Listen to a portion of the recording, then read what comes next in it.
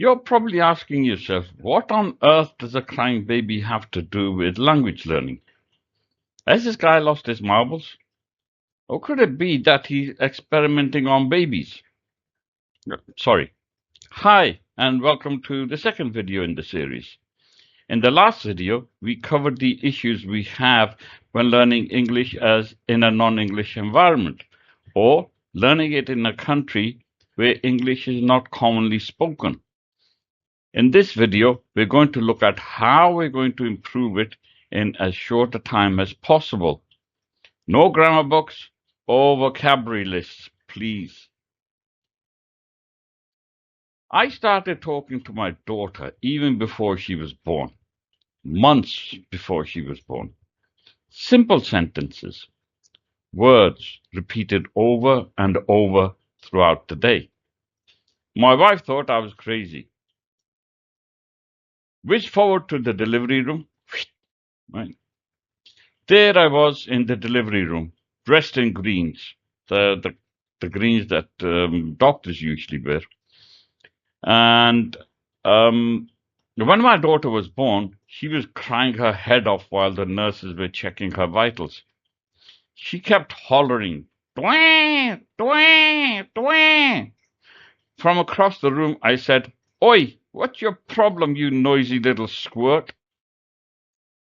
She stopped crying and started looking for where the voice had come from. She recognized my voice.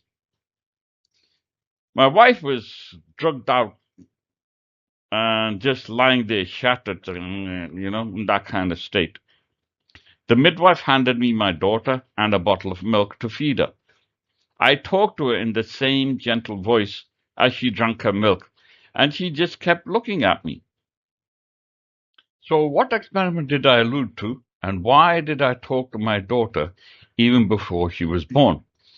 Even continued talking to her in her formative years. Two people led me to that insanity. Sheikh Abdul Qadir al-Jilani, born in Jilan, 1078 in Iran, and Stephen Krashen, who worked in Los Angeles in the US in the 1980s. The former memorized a lot of the Quran while he was still in the womb. The latter carried out linguistic experiments on babies after they were born.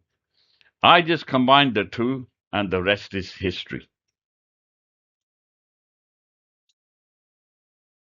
Apart from bonding and recognition, emotional development, having a soothing effect, and the strengthening of parental relationships, talking to babies has two other factors.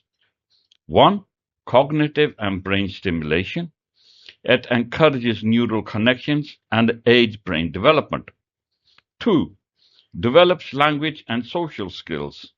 In other words, they promote early language development. In my experiment, these 2 points played a central role. My wife was still insisting that I was crazy. She doesn't understand. She's just a baby. I didn't want to open that particular can of worms, so I just smiled and kept my mouth shut like a good husband.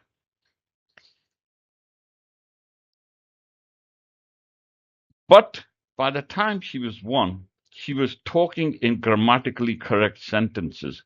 Obviously, they weren't, long sentence structures, but they were fluent and there were lots of them. My wife was lost for words. None of our friends or relatives could believe that she was just 1 year old. When I used to get home after work, my daughter would come, sit in my lap, and we would talk. If I was working at home and she came to me to talk, I would always stop working and talk to her. She must have remembered me talking to her right from the beginning, because when my son was born 3 years later, I saw her doing the same thing to her baby brother. I spoke to her when she was a baby. She spoke to her brother the same way.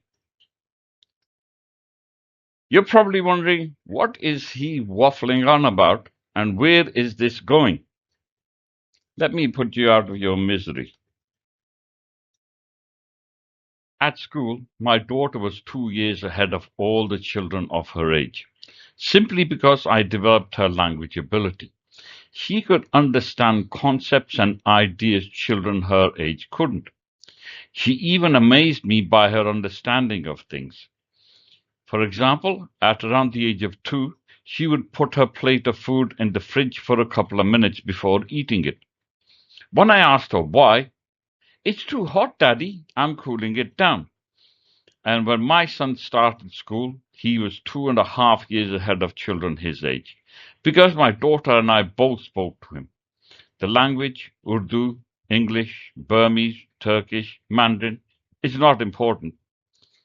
Just develop your child's first language the same way and watch how well they do at school. Developing a child's first language is very important. It acts as an anchor for any subsequent language they want to learn. So, what did I do with my children? I repeated simple sentences a lot, and the sentences got progressively more complex as time went by. I didn't teach them grammar or vocabulary consciously, they learnt it subconsciously and in context. They heard short but complete grammatical structures, and the brain figured out the grammar all by itself. What I did was to compress time period between the repetition of words and structures. They heard the same words, sentences again and again, and their brain stored them. This is how language is acquired, constant repetition. Usually, there's a lot of time between the repetition of words. I just increased the frequency. Instead of them hearing words repeated after days or weeks, they heard them repeated so many times during the day. As you can see from here, when words are repeated over a long period, the brain really doesn't have to, doesn't recall them very well. But if you repeat them consistently throughout the day, the same words and sentences and structures, they stick inside the head a lot better. You're not babies, but your brain still learns language